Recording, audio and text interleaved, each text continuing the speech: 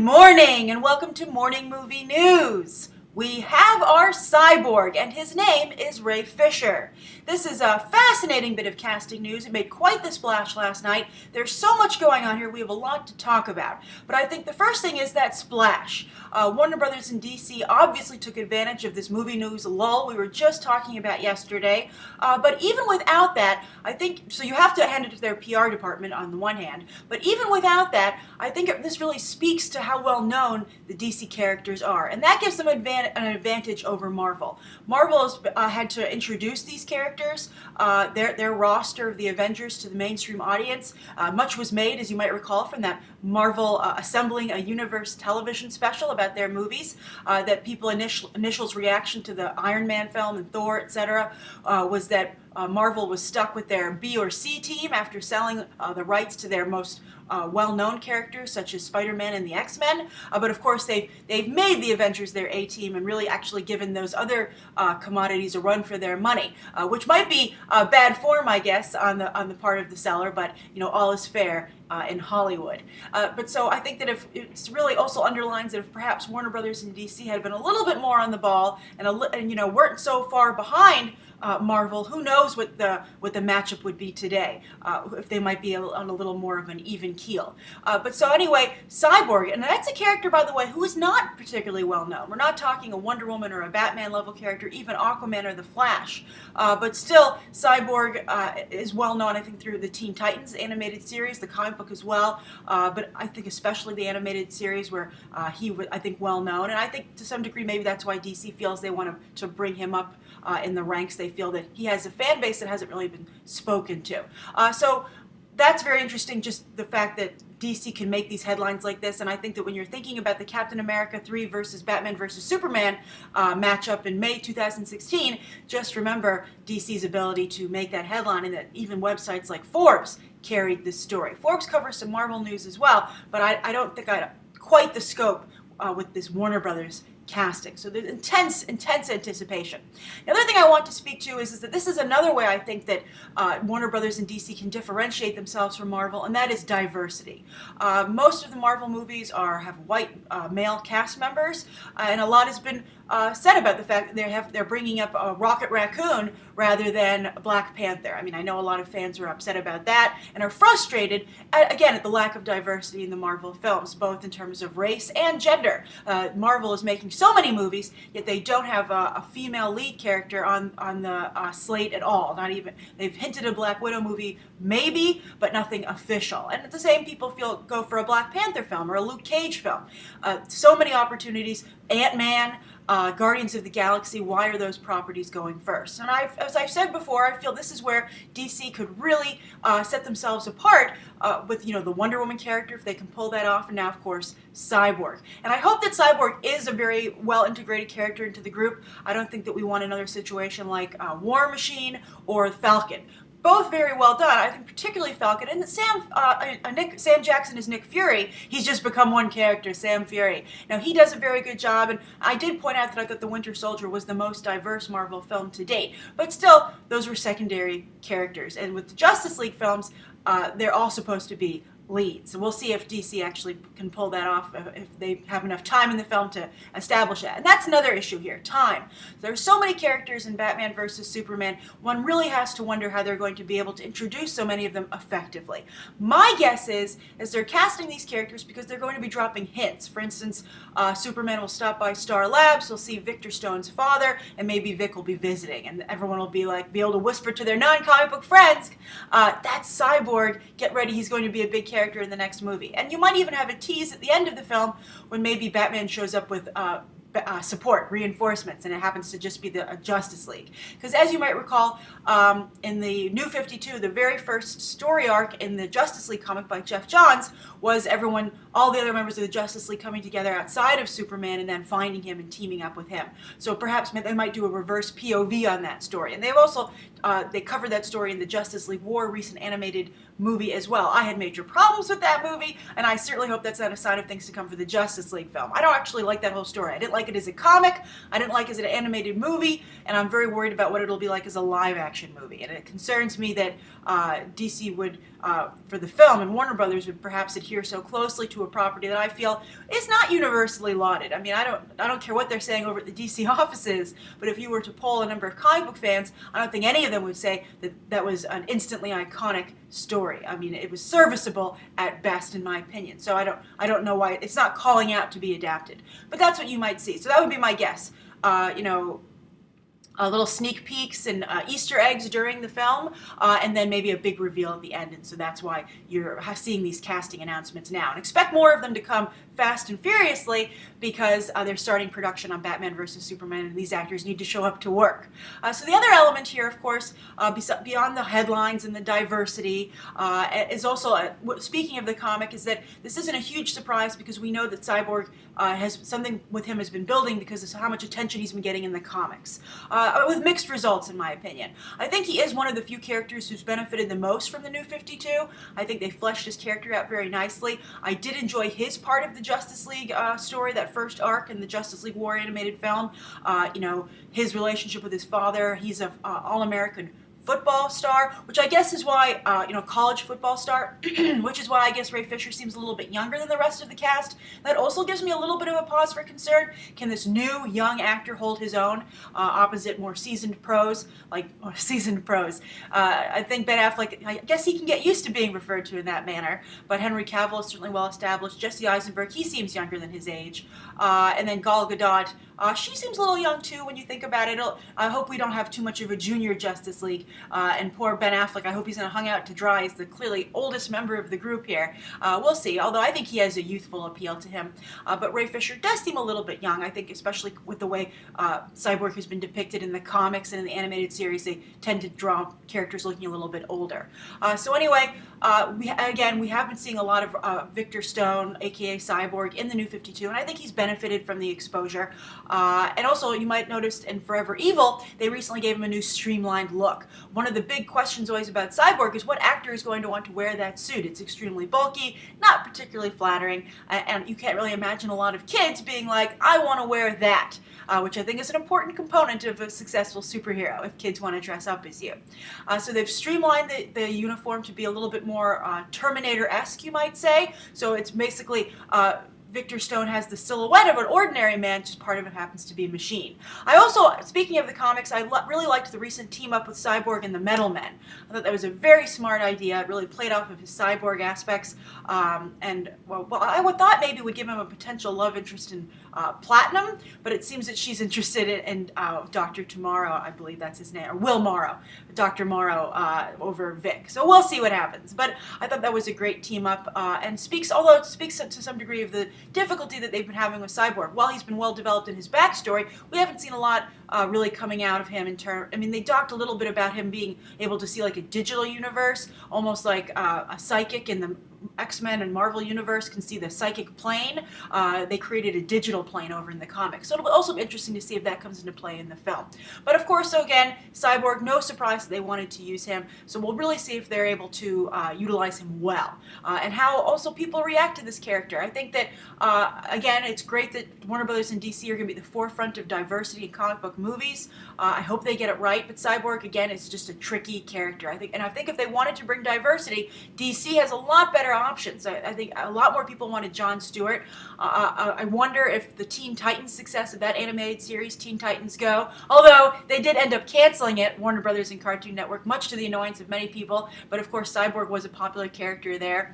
Maybe the big studio suits feel that he has an untapped fan base that aren't getting their Cyborg fix. But still, I think he wasn't the most popular character, and I think people really loved his interaction with Beast Boy the most on that series, and of course Beast Boy isn't here. And it was a much sillier, more fun-loving interpretation of Cyborg, which we certainly haven't seen in the New 52, and I doubt they're going to go that route for the film. So if you're not going to build off of what people enjoyed about Cyborg in the animated series, I think it's really a moot issue of the popularity of that series. But again, Jon Stewart from the Justice League animated series from Bruce Timm, very popular, and I think people are still waiting for that movie. Where is that character? I think he would have been a much better choice. I would have even preferred Henry Irons, aka Steel. I think he would have been interesting. Or even a younger Lucius Fox. I thought Morgan Freeman did a very nice job with that character in the Nolan trilogy. I think I like the role they've been trying to give him, an expanded role in the comics. They've also, his son currently right now is, I forget the name of the character. It's a Batman character. It's basically the African American member of the Batman team, and it was a very good character when they first introduced it, but it just has kind of fallen off my radar. But I know that Lucius Fox is currently wearing the suit. I much preferred it when it took place in Africa, but alas, that's not the case. But I think the Fox family could also be played up. And then, of course, it's very sad to see Marvel not capitalizing on their characters, such as Luke Cage. And I wrote, what else? Miles Morales. I feel Miles Morales. How could I forget Miles? I love Miles, and I think he's a great opportunity for diversity. And that's on Sony's head. Sony really, they're going to build that cinematic Spider-Man universe. Why aren't they considering a Miles Morales film? Unless, of course, they don't own the rights. We'll have to see if that's the case. But I think he would be much more popular than a Sinister Six movie. But we'll see. So that's the first story of the day. This casting of Ray Fisher as Cyborg. So I'm curious to how you guys feel. Do you have faith in this version? Do you think Ray Fisher is a good choice? What do you think of the age, being a younger Cyborg? Do you feel Cyborg is a viable character to the mainstream? What do you think of Warner Brothers having more diversity in their film? Do you think they will, or do you think they'll be token supporting characters, kind of the way Black Widow and Falcon were? They were better in Captain America, but I think Wonder Woman, and at least Wonder Woman, and potentially Cyborg should be more integrated into the lead roles. So anyway, I'm very curious to hear what you guys think of that. And also, considering the splash this story made, do you think that speaks at all to the matchup between Cap 3 and Batman versus Superman? Does it change your opinion at all about which movie would dominate?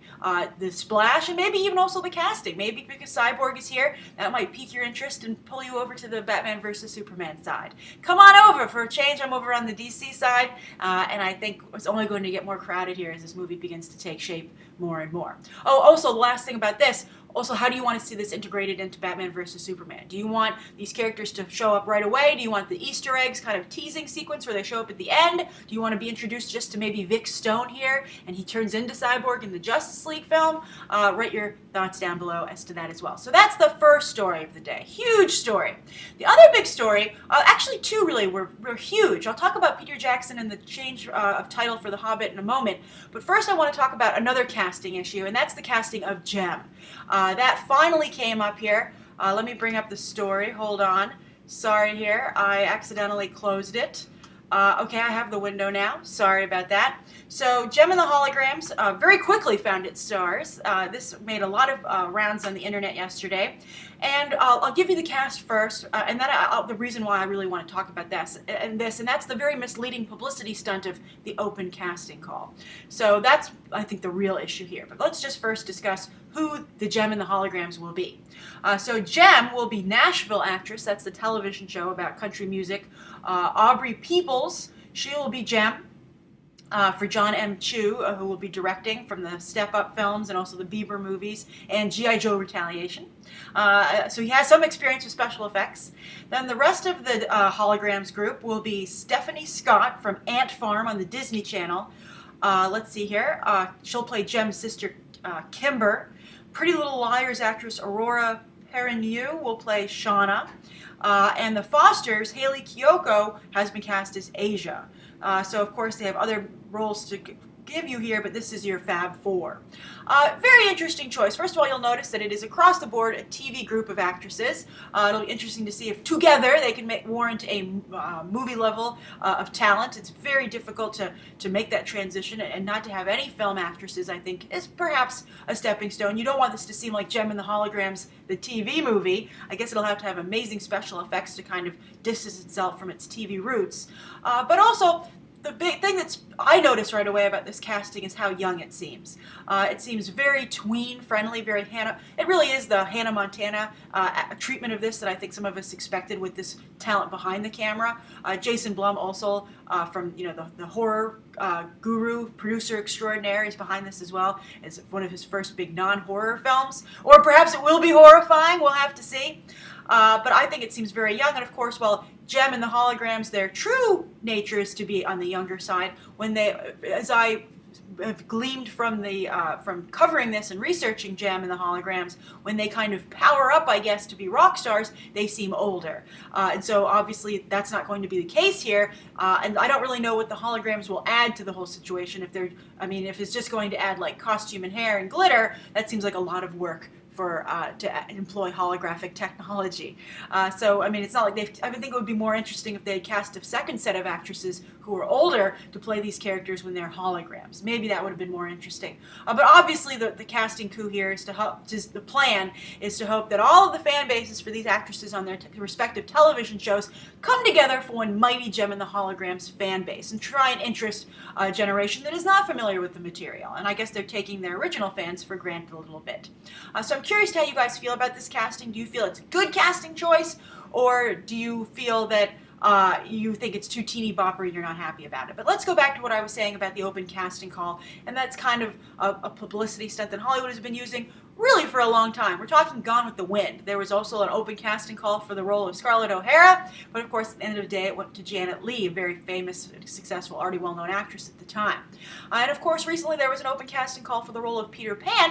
That also went to an actor who was already working. Now of course in the media, whenever you see them, for instance, they were just covering the rest of the cast is filled out in a really non-exciting way for Peter Pan over there. I think Amanda Seyfried was the biggest name they've added, but they described the actor playing Peter Pan as a newcomer, and that's not the case. And I think the media is really complicit in spreading this rumor of the instant success in Hollywood, because it's just not true. He might be a newcomer to the big leagues, but the actor they hired to play Peter Pan has worked before, done some small like, commercials, etc. He was in the system. He had representation. He is not someone plucked from nowhere to be the big find for the film. And that's not the case you have here. Now, you might recall when they, John Chu and Jason Blum and Bieber's manager, Scooter Braun, did that video. They said, oh, we're looking for maybe a newcomer too, send in your audition tapes. And there was some speculation that he would discover a new talent off of the internet, off of YouTube, like he did Bieber. I'm talking about Scooter Braun here. But that apparently did not happen. And I think that's unfortunate. I really think this has to stop with these open casting calls to get attention and publicity for your film. And, you know, I think cruelly getting the hopes up of some aspiring actors, young actors no less, who think that they have a shot at these roles, when the reality is clearly they don't. So I think there's 4 roles to cast here. I think one of them should have gone to a true newcomer. It would have been a great story, it would have been a great angle of publicity for the film, and it would have lived up to the promise of that original announcement video that didn't itself make a splash. So Jem and the Holograms, it's been cast, and I think you really are seeing a teeny bopper kind of movie come into focus here, I guess, instead of, I think perhaps what Jem really was back in the day. So it seems like one of those just take the title and run with it and make something else, which always begs the question, then why did you even remake this? All right, or adapt it. All right, so that's the second story of the day. Now let's go back to that Peter Jackson story. That also made a lot of headlines yesterday. I couldn't find the comment, so I'm sorry, I can't give the credit where it's due, but somebody has been consistently asking me, Grace, when are they going to start advertising The Hobbit There and Back again? And the answer is now, that they have decided on a new title. And I guess that's what the holdup was. They were like, well, we don't want to print up all these posters, etc., because we really think that we shouldn't be calling this movie There and Back Again. Because I have to say, some people have been a little, I saw some of you commenting about the fact that There and Back Again was the title that made sense. And Peter Jackson, in his press release, admitted that and said that perhaps that's what they'll call the entire trilogy when they release it on Blu-ray, etc. But I think that the publicity department and the suits at Warner Brothers were like, it's not exciting enough. You have an unexpected journey all over again. We have a lot of competition now in November. November has become a huge month for releasing films. And, you know, your little nap time title isn't really a great idea. I mean, as it is, I think people often fall asleep during the Hobbit films. And they have had a problem living up to the Lord of the Rings legacy. I mean, I, for instance, just saw a comment the other day when this story broke, or yesterday, I guess it was just yesterday, someone saying they love the Lord of the Rings movie, but they have yet to be able to make it all the way through a Hobbit film. Now, I thought the last film, The Desolation of Smaug, was a huge improvement. But when you look at the box office, it's the first film since The Return of the King not to join the $1 billion club. And when the Hobbit: An Unexpected Journey came out, and I talked about the fact whether or not that movie would make $1 billion, and I kind of said that I thought that this new prequel, this new set of 3 films, this new trilogy, wasn't being very well received, and I thought the backlash would result in kind of a backslide in box office. And I annoyed a lot of Hobbit fans. You might remember that video. The thumbnail was like, "Is the Hobbit doomed?" And people were like, "How dare you say that?"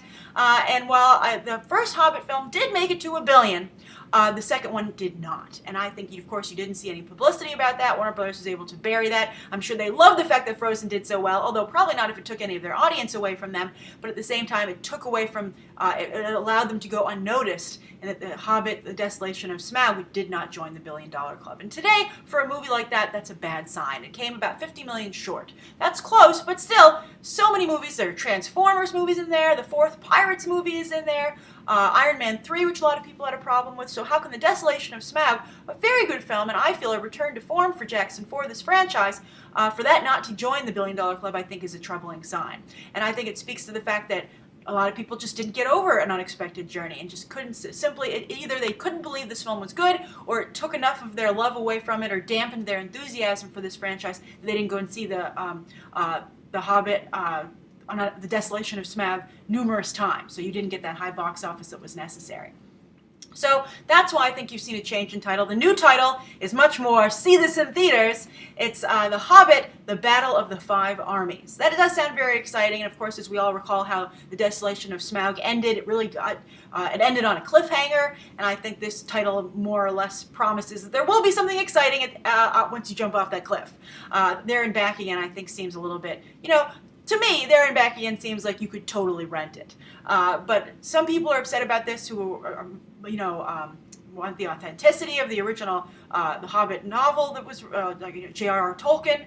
But we'll see what happens and how people feel about this new title. I think it's purely a PR standpoint and to try and position that final film to be better to reach the $1 billion club. But it really does show that when you make a misstep like An Unexpected Journey, which a lot of people just did not enjoy and was, a misstep, that it really is hard for a franchise to recover. And I think you're seeing the same thing to some degree with Pirates, that has had a very hard time recovering after that third film, and to some degree even the second film. And we'll see if I don't think the Avengers seems just fine, even though some people had problems with Iron Man. But also we'll see how Batman vs. Superman and Justice League are able to recover from the very mixed reactions to Man of Steel.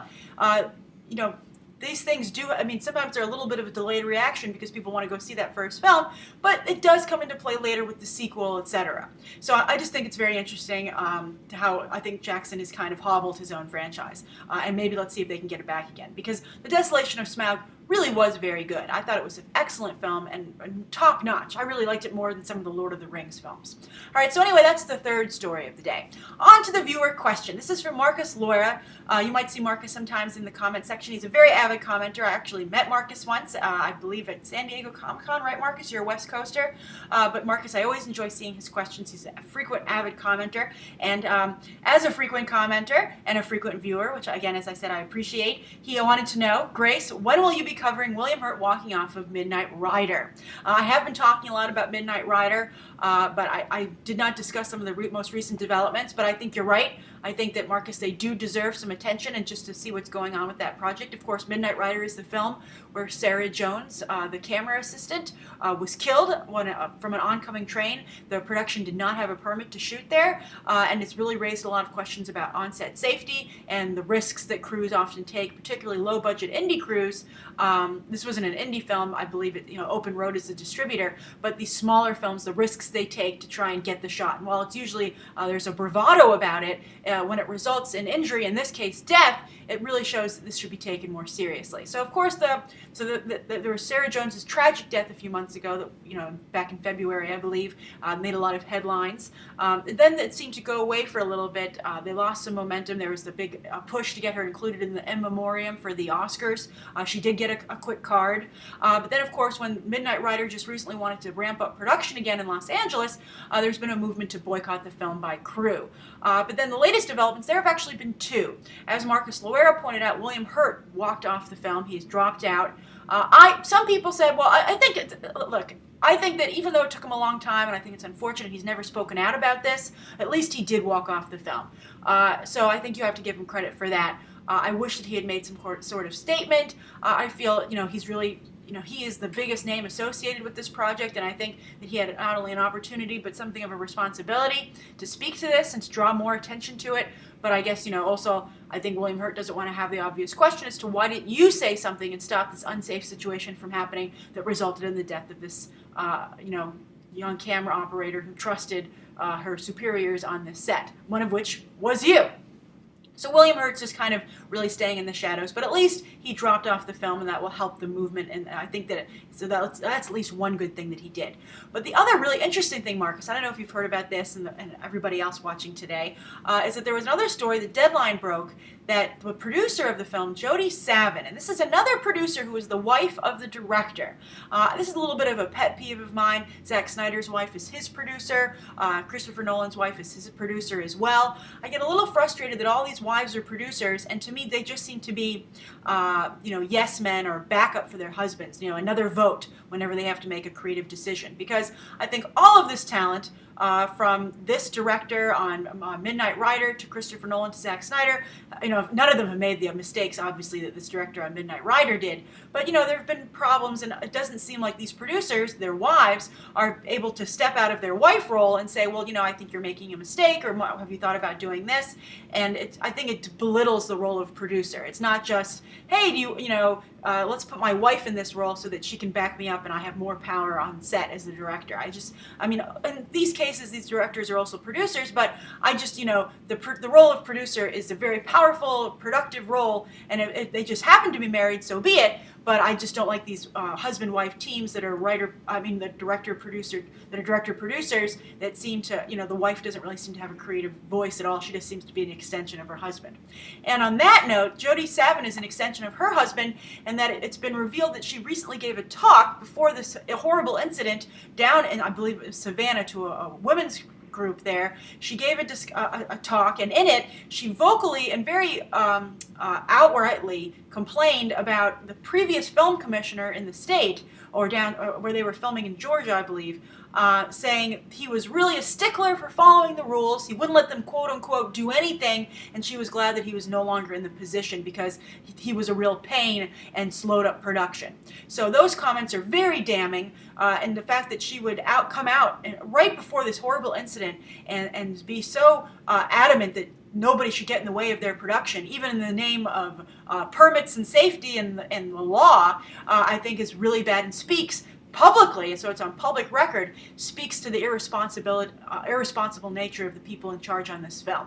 Very bad, and I'm sure that Jodie Savin wishes she hadn't said that, and certainly not in a public forum. And it was confirmed by that group that she at least did make comments at their event, and there were, of course, a bunch of witnesses there, and I think that will certainly be used in any legal action going forward. But it's really a tragic story, the way it's developing. I'm glad it's not going away. I'm glad that this I said with that recent documentary talking about the incident on Pleasantville that had a lot of momentum, but then it just slowly went away because of studios really wanted to protect the bottom line, and the union ended up playing ball, which is a very serious charge, but that's kind of how people feel about that went down. So I hope that IATSE steps up to the plate here and does a much better job making sure that there is some repercussions for what happened to Sarah Jones, not just for the Midnight Rider film, but industry-wide. And I hope that every producer and every director remembers what Jodie Savin said about how it was an inconvenience for them to have to follow the rules, and always remember Sarah Jones. If Sarah Jones can just be a reminder